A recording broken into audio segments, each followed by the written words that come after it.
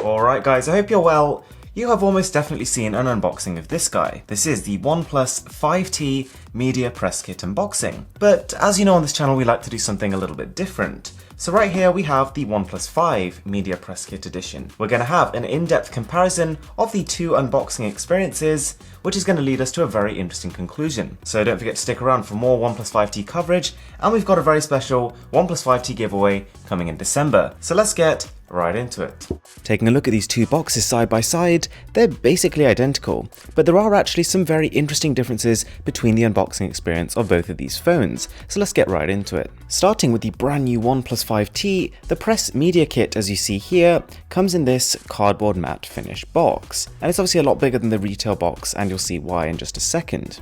We've got this little peelable strip going down the middle, and once you take that off, lift the lid up, we can see the OnePlus 5T Reviewer's Guide. We've got some Never Settle branding on the lid over there, and that is OnePlus's true slogan. You see it on the wallpapers, you see it on pretty much every bit of promotional material. Inside we've got that Reviewer's Guide, and as we now flick over to the OnePlus 5's unboxing, we can see that whilst both of these packages have a very similar physical footprint, the objectives and the selling points of these two smartphones are very different. Whilst the OnePlus 5 was focused on those dual cameras, because of course back then that was quite a novel thing to have, the OnePlus 5T is all about that display, which as you might already know has been expanded from a 5.5 inch to a 6 inch screen. The differences do not just end there though. Taking a look at the OnePlus 5T box, we've got two sections here, one containing the smartphone box, and then we've got a separate section containing no less than 5 cases. And the first one is this silicone looking case here, something completely novel. We didn't see anything like this with the OnePlus 5. And it's actually a hard case, it's got a felt interior. This feels super high quality, it's the kind of case you would expect to pay at least $20 for. We've also got one of OnePlus's signature sandstone finish cases here,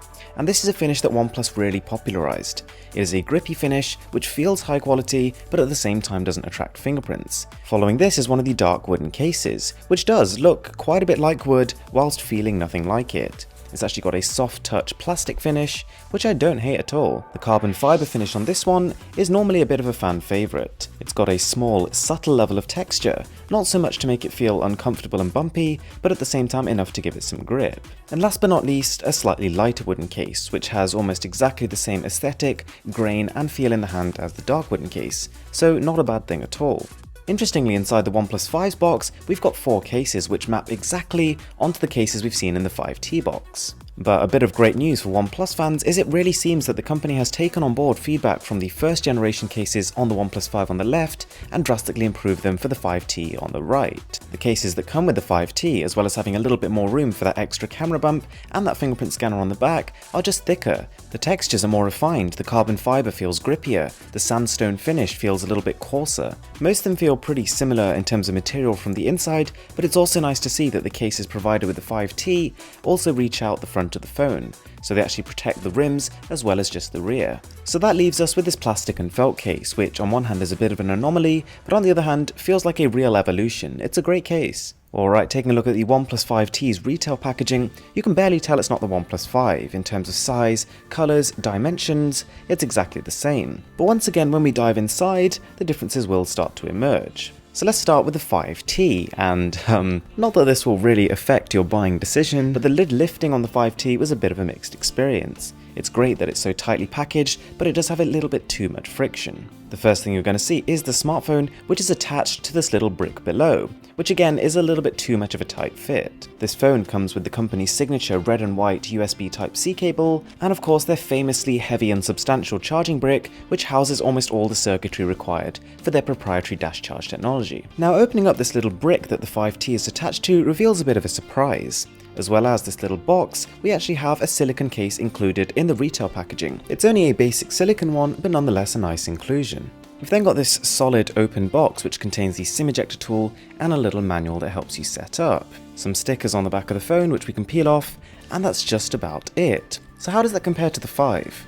So as you can tell, when I take this retail package out, you literally cannot tell the difference. Both the 5T and the 5 just say 5 on the front. The phone comes attached in a similar enclosure, which has a mold that is just a tiny bit smaller to support this phone's smaller dimensions. And inside of that we have exactly the same as what we had in the 5T, but without that case. So the silicone case you're going to get in the 5T's retail box is a new inclusion. But something I miss from the 5 which isn't in the 5T is this little postcard over here. It's a small but nice gesture from the company which thanks you for buying the product and welcomes you to the club. The dash charger and the cable here are completely identical.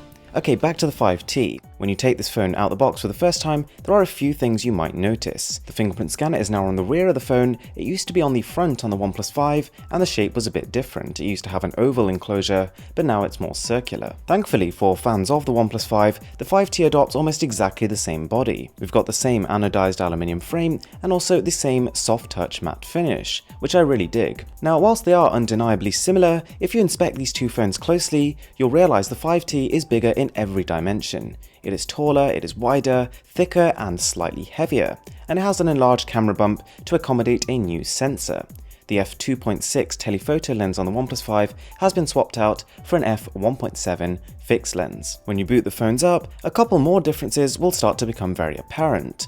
First of all, of course, we've got that larger 6-inch display on the 5T, but also the introduction of face scanning. Now, this is only using the front camera, so it won't be as secure or as fast as a fingerprint scanner, but it's nice to have the option. The 5T's display feels immediately more spacious, and as a result, the whole phone a little bit more uninterrupted. And whilst it's great that we now have so much screen space to work with, you do have to bear in mind that we lose that hardware button. With the OnePlus 5, you could use the home button as your menu, back, and home at the same time, but now we're going to lose that and we are going to have to use software keys. Another subtle but greatly appreciated change is the slight curvature of the displays. If we zoom right into these phones, you'll realize whilst the OnePlus 5 has a rectangular display, the 5T's is a little bit curved. A very subtle curve, nothing like what we've seen on the Galaxy S8 for example, but believe it or not, this very slight curvature can reduce the risk of the screen shattering when the phone is dropped. Alright guys, that was the OnePlus 5T versus the OnePlus 5 unboxing. I really hope you enjoyed the video. Don't forget to smash that subscribe button for more OnePlus 5T stuff, as well as an upcoming giveaway. I'm Mr. Who's the Boss, and I'm signing out.